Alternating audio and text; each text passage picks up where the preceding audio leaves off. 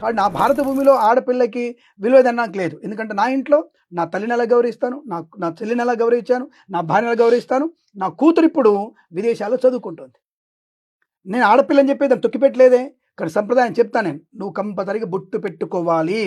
మన సంప్రదాయం పొద్దున్న లేవంగానే బొట్టు పెట్టుకోవాలి, మొహం కడుక్కొని బొట్టు పెట్టుకోవాలి, తప్పు నిండా వస్త్రాలు వేసుకోవాలి. నా భార్య ఎలా ఉంటుంది అలా ఉంటుంది. నా భార్య నాకు మాత్రమే కాముకంగా కనపడాలి, పక్కోడికి అది కనపడాల్సింది. నా భార్యను చూసి నాకు 3 రావాలి, పక్కోడికి 3 రావద్దు. ఇంతకంటే ఘోరంగా చెప్పేటువంటి అవకాశం నేను ఇవ్వను ఎవరికి కూడా. ఇంతకంటే పచ్చిగా చెప్పలేను నేను. నా కూతురు చూస్తే నా అల్లుడికి మాత్రమే సుఖం పడాలని కోరిక కలగాలి తప్ప పక్కోడికి సుఖపడే కోరిక కలగకూడదు. అది నాశనం. అది భారతదేశంలో మనకి పవిత్రమైనటువంటి ధర్మానికి వ్యతిరేకం. అది కాబట్టి ఈ విషయాన్ని గమనించుకుంటే మంచిది.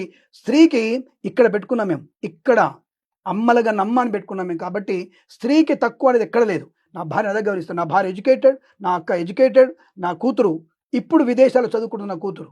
కాబట్టి ఇటువంటి విషయంలో నేనే ఉదాహరణ దానికి తప్పు చేశాను చెప్పేసి అలా తొక్కిపెట్టుంటే, ఇలాంటి మీరు మాట్లాడుతున్న మీ భర్తలు మీకు విలువ ఇవ్వకపోతే ఈ మాటలు మీరు మాట్లాడలేరే.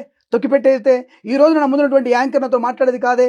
తొక్కిపెడితే మరి ఎక్కడ సమాజం ఆలోచించండి. ఎంతమంది యాంకర్లు ఉన్నారు, ఎంతమంది హీరోయిన్లు ఉన్నారు, సాయి పల్లవి లాంటి వాళ్ళు కానీ ఇతరత్ర కానీ. అంతెందుకమ్మా, మనకి మన జరిగినటువంటి యుద్ధంలో ఉన్నటువంటి వ్యక్తి ఆడపిల్ల, యుద్ధాన్ని చేసిన వ్యక్తి. ఆడ కొద్ది బుర్రబెట్టి ఆలోచించండి. తప్పుగా మాట్లాడుతున్న వాళ్ళు ఆపరేషన్ సింధూర్కి ప్రధానమంత్రి లాంటి వాళ్ళు ఆయనకి ఇచ్చినటువంటి గౌరవం అంటే ఆడపిల్లని ఆపరేషన్కి అమ్మాయిని ఇన్ఛార్జిగా పెట్టాడు. ఇంతకంటే ఎక్కువ కావాలి మీకు? ఆలోచన లేకుండా మాట్లాడేటువంటి మాత్రం స్త్రీకి సమున్నత స్థానం కేవలం సనాతన హైందవ ధర్మంలో మాత్రం ఉంది, ఇతర మతాల్లో లేదు. ఇతర మతాలు తొక్కి పెడతారు. కేవలం పెళ్ళాలని సంతానానికి కనమని చెప్తారు. వాళ్ళు సంతానం కోసమే 10 మందిని 20 మంది కనడం కోసమే వాళ్ళ మతాల్లో ఉంది. నా మతంలో మాత్రం దేవతగా పూజించేటువంటి బాల పూజ, స్త్రీ పూజ, సువాసిని పూజ నా మతంలోనే ఉంది, నా ధర్మంలో ఉంది. కాబట్టి ఇంతకంటే మీరు ఎక్కువ దిగదారి మాట్లాడకండి. అంతకంటే ఎక్కువ దిగదారి మేము మాట్లాడాల్సి వస్తుంది. స్త్రీకి మా హృదయంలో, మా శిరస్సు మీద కూడా వారికి స్థానం ఉంది. ఈ విషయాన్ని గమనించుకుంటే మంచిది. నేను శివాజీ గారికి మాత్రం సంపూర్ణమైనటువంటి మద్దతు ఇచ్చేటువంటి అవకాశాన్ని ఉంటుంది. సో మద్దతు దానికి ఇస్తున్నాను, నా మద్దతు ఆయనకే ఉంటుంది.